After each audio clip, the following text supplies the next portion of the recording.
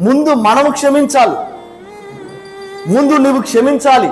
నీ మనసులో ఎవరి మీద నీకు కోపం ఉందో వారిని క్షమించాలి.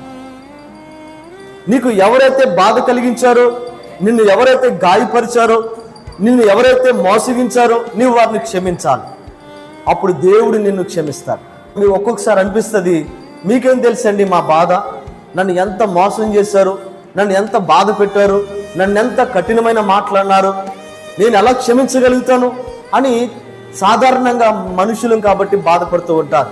గమనించండి దేవుని బిడ్డలారా, కానీ మనం క్షమిస్తేనే మనము క్షమించబడతాం.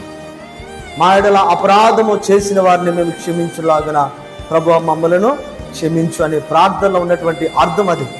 మనము మన ఎడల అపరాధములు చేసిన వారిని మనము క్షమించాలి. అప్పుడే దేవుడు మనలను క్షమిస్తాడు. మనము ఇతరులను క్షమించే మనసు ప్రభు మనకిమ్మని ప్రభుని అడగాలి.